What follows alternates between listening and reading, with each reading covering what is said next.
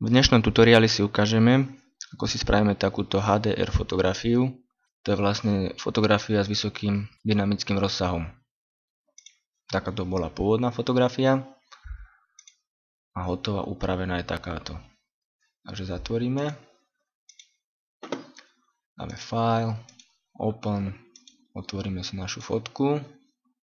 Dobre, v prvom rade si ju namnožíme alebo nakopírujeme, takže chytím túto vrstvu, držím, hodím ju do novej vrstvy, potom idem na Image, Adjustments, Shadows, Highlights, Shadow Amount nastavíme na 47 a Highlights tiež na voľakých 47, nech je to rovnako. OK. Teraz si túto novú vrstvu znovu nakopírujeme, chytím, hodím do novej vrstvy a si ju desaturujeme. To znovu Image, Adjustments a Desaturate. Dá sa to aj klávesovou skratkou Ctrl+Shift+U. Dobre. Keď sme na tej vrstve čierno-bielej vlastne, tak prekrytie tej vrstvy nastavíme na Hard Light. Vidíme, že sa nám to hneď zmenilo na fotografii.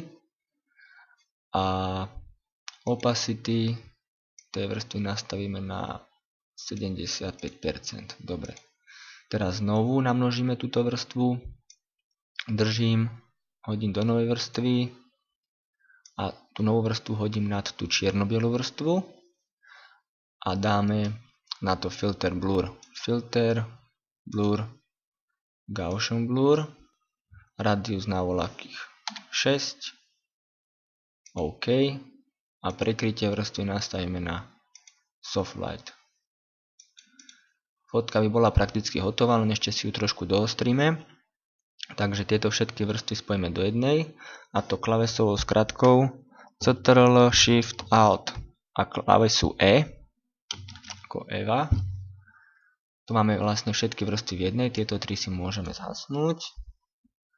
A na túto vrstvu aplikujeme ďalší filter, Sharpen, Unsharp Mask. Nastavenie ako mám ja, 39, radius 1, threshold 0, OK. Fotografia sa nám vlastne ešte trošku zostrila. HDR fotografia je hotová. Tu je hotová, pôvodná.